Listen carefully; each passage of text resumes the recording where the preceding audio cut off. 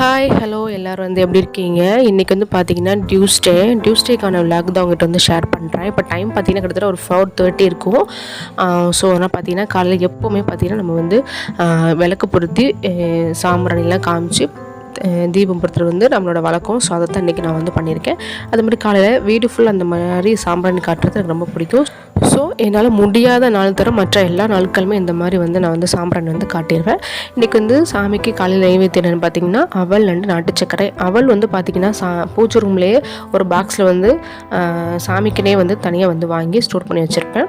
என்கிட்ட எதுவுமே இல்லாத பட்சத்தில் அவல் தான் வந்து யூஸ் பண்ணியிருக்கேன். இன்றைக்கி வந்து பார்த்திங்கன்னா மதியம் லஞ்சுக்கு ரசம் அண்டு பாவக்காய் வந்து இருக்குது. ஸோ அதான் வந்து பொரியல் பண்ண போகிறேன். பாப்பாவுக்கு பார்த்திங்கன்னா 2 டேஸாக வந்து கொஞ்சம் ஃபீவராக வந்து இருக்குது. நான் வந்து சரியாயிட்டு நினச்சேன், பட் சரியாகலை. ஸோ அதனால் இன்றைக்கி வந்து ஹாஸ்பிட்டல் போகலாம் அப்படின்றது நினச்சிட்டு இருக்கேன். ஸோ அதனால் பார்த்திங்கன்னா அவளுக்கு ஃபீவர்ன்றால் இன்றைக்கி வந்து ரசம் வச்சுட்டேன். என் ஹஸ்பண்டுக்கு ஏதாவது பேக் பண்ணி கொடுக்குறோன்றதுக்காக வந்து அவருக்காக மட்டும் பாவக்காய் வந்து பொரியல் பண்ணியிருக்கேன். இப்போ வந்து காலையில் டிஃபன் பார்த்திங்கன்னா இட்லியும் தக்காளி சட்னியும். ஸோ காய்ச்சல்ன்றனால கொஞ்சம் இந்த மாதிரி சாப்பிட்டா தொண்டைக்கு இதமாக இருக்கும் அப்படின்றனால நேற்றுக்கு தான் வந்து மாவு வந்து அரைச்சிருந்தேன். ஸோ அதனால் மாவு வந்து புளிக்கலை. அதனால் பார்த்திங்கன்னா இட்லி ஊற்றிட்டு தக்காளி சட்னி பண்ணிடலாம் தான். தக்காளி சட்னி வந்து பாப்பாவுக்கு வந்து பிடிக்கும். ஸோ அதனால தான் தக்காளி சட்னிக்கு பார்த்திங்கன்னா அதில் கொஞ்சம் எண்ணெய், கடுகு, உளுந்தம் பருப்புலாம் போட்டு தாளிச்சிட்டு நீங்கள் இது கூட பார்த்திங்கன்னா சின்ன வெங்காயம், பூண்டு போட்டு கொஞ்சம் நல்லா வந்து வதக்கிக்கணும். சின்ன வெங்காயம் தான் இந்த சட்னிக்கு ரொம்ப டேஸ்ட்டாக வந்து இருக்கும். காரத்துக்கு இருப்ப வந்து வத்தலும் இல்லை மிளகாவும் வந்து சேர்த்துக்கோங்க.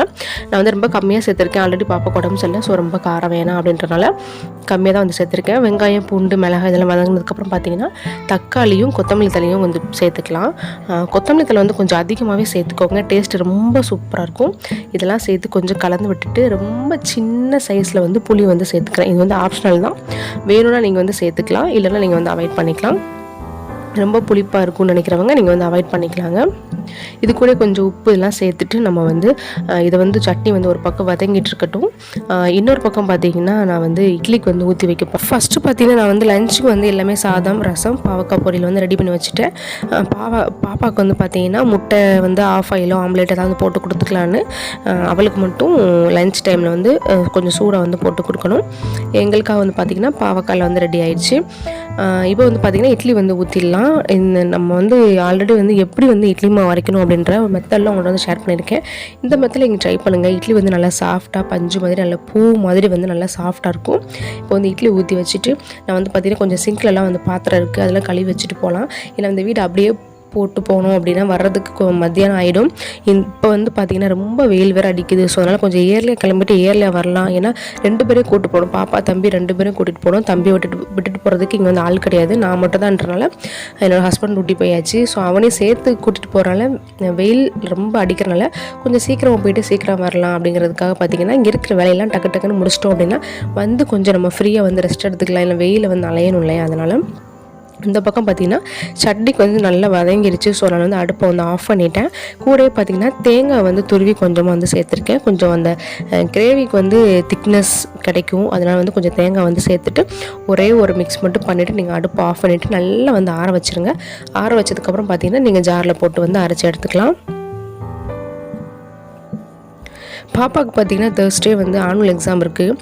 ஸோ அதனால தான் வந்து டாக்டர்கிட்ட வந்து கூட்டிகிட்டு போகிறேன். முடிஞ்ச அளவுக்கு நான் வந்து ஒரு 2 days ஆகுது வீட்டில் வச்சு அவளுக்கு சிரப்லாம் கொடுத்து பார்ப்பேன்.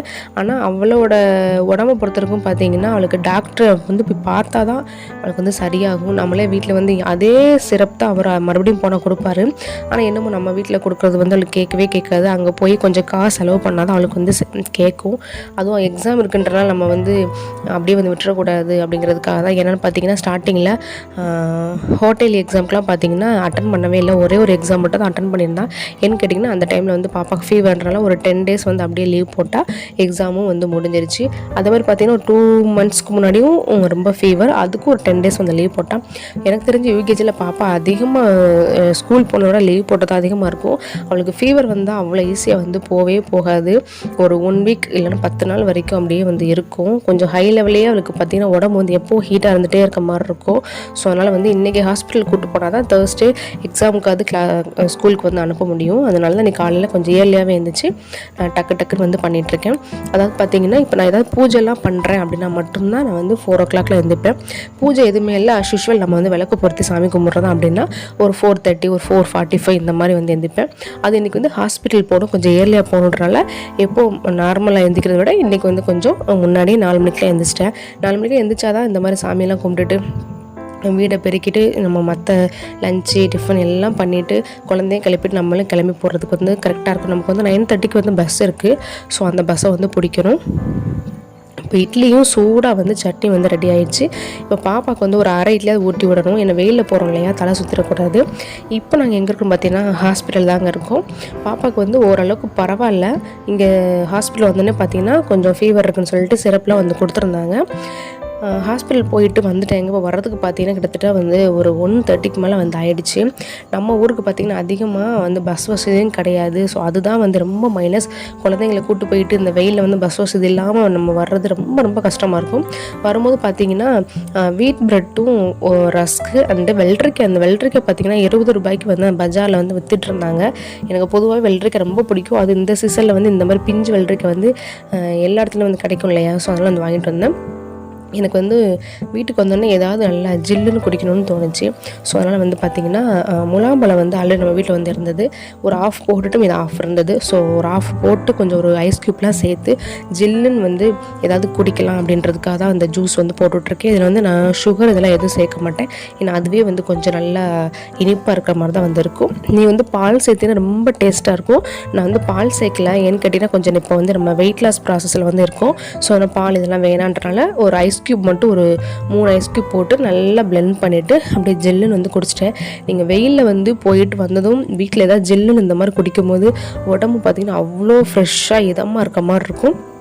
ஒரு மாதிரி ரொம்ப வேர்த்து நசன்னு இருக்குது. ஆனால் வந்து எப்போயுமே பார்த்தீங்கன்னா வெயிலில் போயிட்டு வந்துட்டீங்க அப்படின்னா வந்த உடனே வந்து குளிக்காதீங்க. சூட்டை வந்து கிளப்பி விட்டுரும். ஒரு 1/2 hour வந்து அப்படியே வந்து விட்டுருங்க. அதுக்கப்புறம் நீங்கள் வந்து குளிச்சிக்கலாம். நான் வந்து பார்த்தீங்கன்னா காலையிலக்கு ரசமும் சாதமும் ரெடி பண்ணியிருந்தேன். அது வந்து என்னோடய ஹஸ்பண்டுக்கு குழந்தைங்களுக்கு மட்டும்தான். நான் ஆல்ரெடி சொன்ன மாதிரி வெயிட் லாஸ் ப்ராசஸில் இருக்கிறேன். நான் வந்து ரைஸ் வந்து எடுத்துக்கிறதில்ல. ஸோ எனக்காக பார்த்தீங்கன்னா இன்றைக்கி வந்து திணை அரிசியில் வந்து ஏதாவது வந்து பண்ணலான்னு பார்த்தேன். எப்போவுமே திணை அரிசி வேக வச்சு கேர்டு ஆட் பண்ணி தான் சாப்பிடுவேன். ஆனால் இன்றைக்கி வந்து நம்ம வந்து இன்றைக்கி வரல பார்த்திங்கன்னா ஒரு கடையில் புரோட்டாவோட ஸ்மெல், அந்த சால்னாவோட ஸ்மெல் வந்து ரொம்ப நம்ம ஒரு மாதிரி டெம்ப்டிங்காக வந்து இருந்தது. பட் ஆனால் நம்ம புரோட்டா இதெல்லாம் நான் வந்து சாப்பிட்றது இல்லைன்றதுனால வீட்டில் வந்து தக்காளி சாதம் பண்ணலாம். அந்த ஃப்ளேவர் இந்த ஃப்ளேவருக்கும் கொஞ்சம் ஒத்து போகும் இல்லையா, அந்த ஒரு பிரியாணி டேஸ்ட்டுக்கு வந்து இருக்கும் அப்படின்றனால நான் வந்து இன்றைக்கி தக்காளி சாதம் வந்து பண்ண போகிறேன். இன்றைக்கி வந்து நான் எனக்கும் என் தம்பிக்கும் சேர்த்து பண்ணுறேன். ஆனால் நீங்கள் வெயிட் லாஸில் இருக்கீங்க அப்படின்னா எந்த சாப்பாடாக இருந்தாலும் பரவாயில்ல, கொஞ்சமாக வந்து குவான்டிட்டி வந்து எடுத்துக்கோங்க. அதே மாதிரி பார்த்திங்கன்னா நான் வந்து இன்றைக்கி அதிகமாக வந்து எண்ணெய் சேர்க்கல, ஒரே ஒரு துளி எண்ணெய் மட்டும் தான் சேர்த்துருக்கேன். இதிலேயே தான் நம்ம வந்து பிரியாணி வந்து பண்ண போகிறோம். நீங்கள் தக்காளி சாதம்னு எடுத்துக்கலாம், இல்லை நீங்கள் தக்காளி பிரியாணின்னு எடுத்துக்கலாம். வெயிட் லாஸில் இருக்கிறவங்க இந்த மாதிரி மில்லட் ரைஸ் யூஸ் பண்ணும்போது டிஃப்ரெண்ட்டாக ட்ரை பண்ணி சாப்பிட்டா நமக்கும் அந்த டெம்ப்டிங் வந்து இல்லாமல் இருக்கும். ஸோ அதனால தான் நான் வந்து இன்றைக்கி அந்த மில்லட்டில் பண்ணக்கூடிய டொமேட்டோ ரைஸ்க்கு வந்து எப்போவும் நம்ம யூஸ் பண்ணுற ஸ்பைசஸ்லாம் வந்து சேர்த்துருக்கேன். அதெல்லாம் லைட்டாக வந்ததுக்கப்புறம் பார்த்திங்கன்னா ஒரு பெரிய வெங்காயத்தை வந்து கட் பண்ணி வச்சுருக்கேன், அதை வந்து சேர்த்துக்கலாம். நம்ம வந்து எண்ணெய் வந்து கொஞ்சம் கம்மியாக சேர்த்துருக்கனால பார்த்திங்கன்னா நல்லா வந்து வதக்க முடியாதுங்க, லைட்டாக தான் வதக்க முடியும். ஸோ அதனால் பார்த்திங்கன்னா எல்லாம் ஒரு மாதிரி பார்த்திங்கன்னா பச்சையாக இருக்கிற மாதிரி தான் இருக்கும். ஆனால் உடம்புக்கு ரொம்ப நல்லது தானே. ஸோ இந்த டைமில் பார்த்திங்கன்னா கொஞ்சம் கொத்தமல்லி தலையும் புதினா தலையும் வந்து சேர்த்துருக்கேன், கூட வெங்காயம் சேர்த்துருக்கேன், ஒரு துண்டு இஞ்சி, ஒரு துண்டு பூண்டு வந்து நான் வந்து நசுக்கி வச்சுருக்கேன். அதையும் இந்த டைமில் வந்து சேர்த்துட்டு கொஞ்சம் லைட்டாக வந்து வதக்கி விட்டுறலாம். எண்ணெய் கம்மின்றனால ஈஸியாக வந்து கருகிறதுக்கு சான்சஸ் இருக்குது. ஸோ அதனால் கைவிடாமல் ஒரு 1 செகண்ட் இந்த மாதிரி நல்லா மிக்ஸ் பண்ணிவிட்டு அதுக்கப்புறமா நீங்கள் கட் பண்ணி வச்சுருக்க தக்காளியை வந்து சேர்த்துக்கலாம். ஆல்ரெடி பார்த்திங்கன்னா முன்னாடி வீடியோவில் வந்து வெயிட் லாஸ்க்கான ரெசிபியில் உங்களுக்கு வந்து ஷேர் பண்ணுறேன் அப்படின்றத இன்ஃபார்ம் பண்ணியிருந்தேன். பட் ஆனால் பார்த்திங்கன்னா அதுக்கு பண்ணி நம்ம வந்து ட்ரை பண்ணணும். அது வந்து எந்த அளவுக்கு வந்து ஒர்க் ஆகுதுன்றதை நம்ம வந்து ஃபீல் பண்ணால் தான் நான் வந்து உங்கள்கிட்ட வந்து ஷேர் பண்ண முடியும்.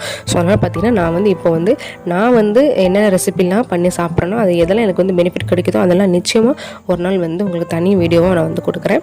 இப்போ வந்து பார்த்திங்கன்னா தக்காளியும் சேர்த்து கொஞ்சம் உப்பு சேர்த்து கொஞ்சம் நல்லா வந்து வதக்கிக்கலாம். தக்காளி சேர்த்துட்டு உப்பு சேர்த்துட்டு ஒரு 2-3 நிமிஷம் வந்து மூடி போட்டு மூடி வச்சுருக்கேன். தக்காளி வந்து நல்லா குழஞ்சிடும். அதுக்கப்புறம் பார்த்திங்கன்னா கரம் மசாலா வந்து ஒரு 1/2 ஸ்பூனும் மிளகாய்த்தூள் அண்ட் மல்லி பவுடர் இதெல்லாம் வந்து சேர்த்துக்கலாம். முடிஞ்ச அளவுக்கு ஸ்பைசஸும் வந்து ரொம்ப கம்மியாகவே வந்து சேர்த்துக்கோங்க. நான் வந்து நார்மல் சில்லி பவுடர் தான் சேர்த்துருக்கேன். உங்களுக்கு நல்லா கலர்ஃபுல்லாக வேணும்னு நினச்சிங்கன்னா நீங்கள் ரெட் சில்லி பவுடர் கூட வந்து சேர்த்துக்கலாம். இப்போ மசாலாலாம் சேர்த்து 1 செகண்ட் வந்து வதக்கிக்கோங்க. இந்த டைமில் உங்கள்கிட்ட வந்து கேர்ட் இருந்ததுன்னா நீங்கள் வந்து சேர்த்துக்கலாம். நான் வந்து இன்றைக்கி கேர்ட் வந்து கொஞ்சம் அவாய்ட் பண்ணிக்கிறேன். இப்போ வந்து நம்ம ஆல்ரெடி பார்த்திங்கன்னா நான் வந்து ரைஸை வந்து ஊற வச்சுருந்தேன். கொஞ்சம் ஊற வச்சுட்டோம் அப்படின்னா ஈஸியாக வந்து வேகும், கொஞ்சம் குழஞ்சி வர மாதிரி இருக்கும். தினையரிசி வந்து கொஞ்சம் லைட்டாக வந்து நான் ஊற வச்சுருந்தேன். இப்போ வந்து ரைஸ் சேர்த்துட்டேன். இப்போ தேவையான தண்ணி சேர்த்துக்கலாம். நான் வந்து ஒரு 1/2 கப் அளவுக்கு வந்து ரைஸ் சேர்த்துருந்தேன். நீங்கள் எந்த கப்பில் வந்து ரைஸ் எடுக்கணும் அதுக்கே வந்து பார்த்திங்கன்னா ஒரு 5 கப் அளவுக்கு தண்ணி வச்சுக்கோங்க. ஏன்னு கேட்டிங்கன்னா இது வந்து கொஞ்சம் குழஞ்சா தான் சாப்பிட நல்லாயிருக்கும். ஒரு மாதிரி பறக்கையாக இருந்ததுன்னா ஒரு மாதிரி சக்கையாக இருக்க மாதிரி இருக்கும். மென்று சாப்பிடும்போது நமக்கே என்னடா சாப்பிட்றோம் அப்படின்ற மாதிரி ஃபீல் ஆகும்.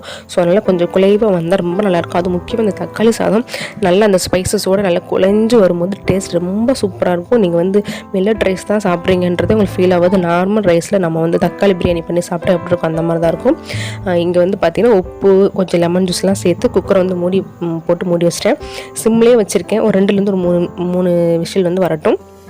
தக்காளி சாதத்துக்கு சைடிஷ் பார்த்திங்கன்னா வெள்ளரிக்காவும் வெங்காயம் தயிரெலாம் சேர்த்து மிக்ஸ் பண்ணி வச்சுருக்கேன். வெள்ளரிக்காய் கட் பண்ணது யாருன்னு பார்த்தீங்கன்னா உகன் குட்டி தான் எனக்கு வந்து கட் பண்ணி கொடுத்தான்.